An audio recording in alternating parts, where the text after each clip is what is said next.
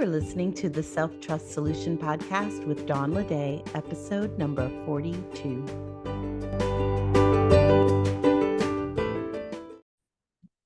Welcome back. Today we're going to talk about having it all together. This episode is great for anyone who feels pressure to meet society's or some other standards of having it all together. Those seeking to redefine this concept to alleviate unnecessary stress and comparison.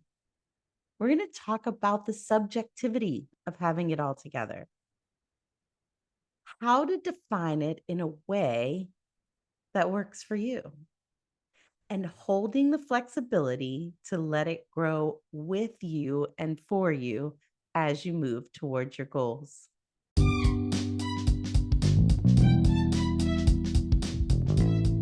No matter where you lie in your level of self-trust, there are 5 self-trust secrets you can start practicing to create more goal success.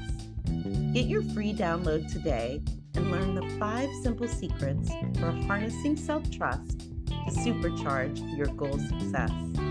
Say goodbye to self-doubt and confusion and discover the keys to reigniting your passion for your goals. Grab your copy now at theselftrustcoach.com/5 secrets.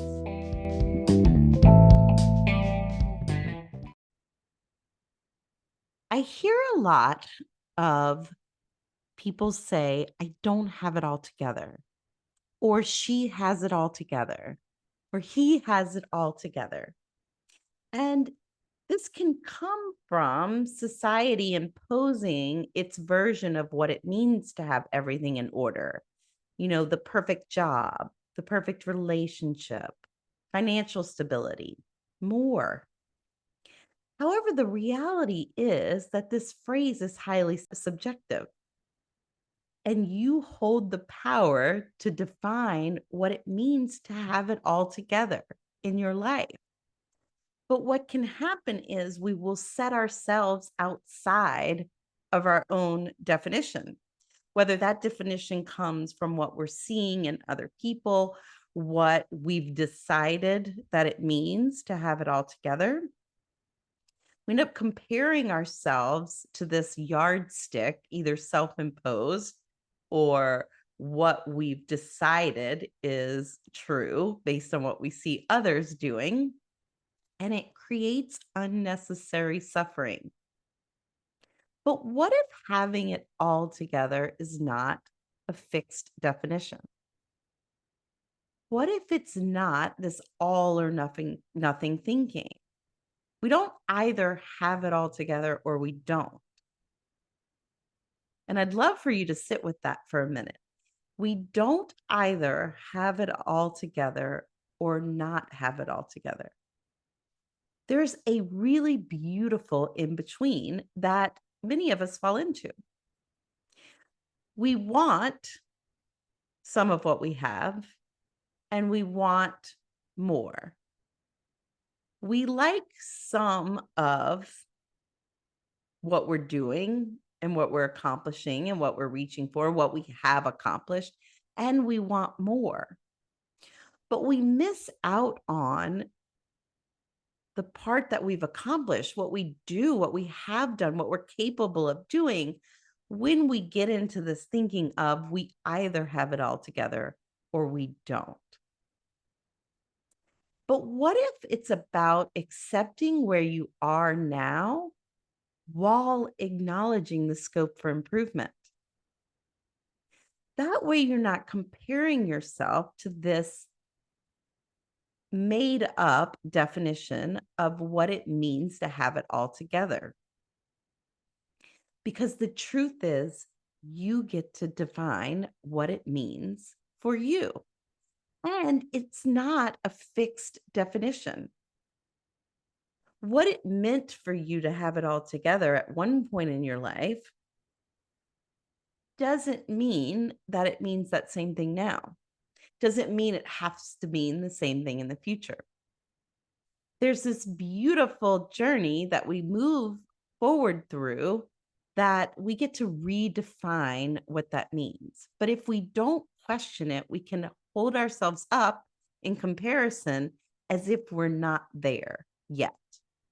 So the key lies in redefining this phrase for yourself, aligning it with your values, your goals, your aspirations. It's about crafting a definition that isn't outside of yourself, that serves as this reminder of where you aren't, and creating one that supports and encourages you as you move towards what you're working towards.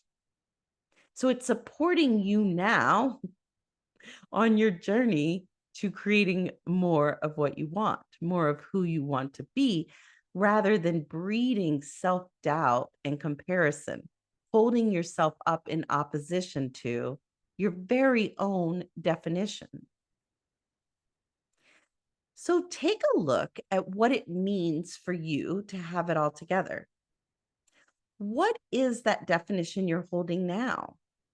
Is it yours? Does it fit who you are and who you want to be?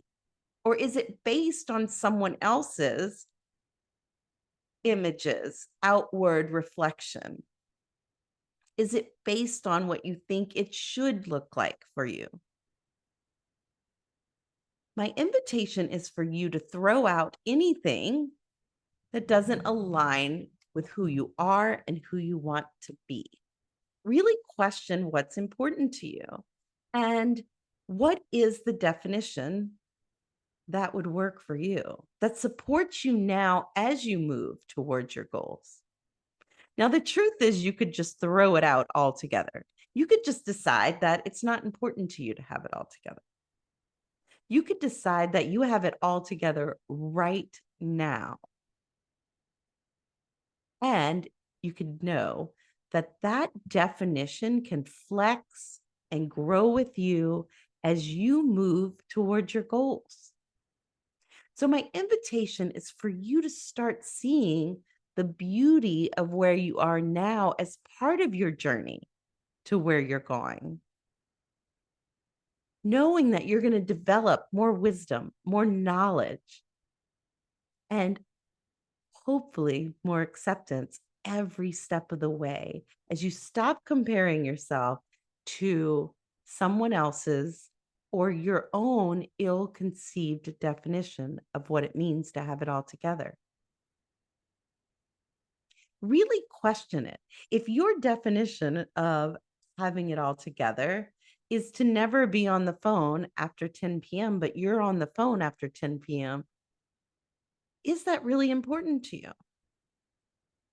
If it is, you can start questioning what's keeping me from doing that. Or you can just say, actually, it's not a problem. Maybe your definition of having it all together means you're off the phone an hour later. It's less about what you decide is your definition and more of not putting yourself outside of it as if you don't, because of one definition piece that you've decided to compare yourself to. You can decide you have it all together now. You can decide that it doesn't matter to you to have it all together. And you could decide that having it all together is exactly where you are now, with the capacity to grow and change along the way, letting what it means to have it all together grow and change with you. What will you take away from today's episode? My goal is for you to stop comparing yourself to what it means to have it all together, to question whose definition of that you're holding. Is it yours or what you think it should look like based on what you see in others? Maybe throw this idea completely out the window. Or perhaps you create a definition that aligns with where you are now, your goals and your values, and what you want for yourself in the future. Allow it to grow with you, to change as you change and move forward.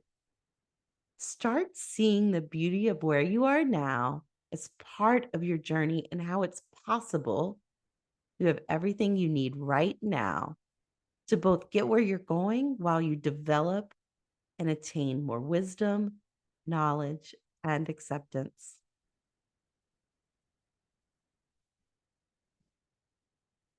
Thank you for joining me today on the Self Trust Solution Podcast.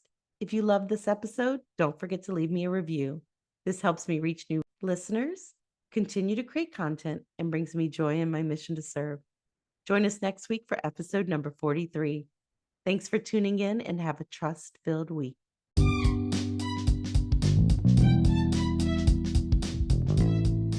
Are you ready to achieve your goals without the pain of doubt, fear, and worry? Join the Self-Trust Lab, where we're re-engineering your self-trust for massive achievement. Don't miss out on this exciting new way to achieve your goals. Your best self is yet to come. Join us at theselftrustcoach.com/the Self-Trust Lab. See you inside.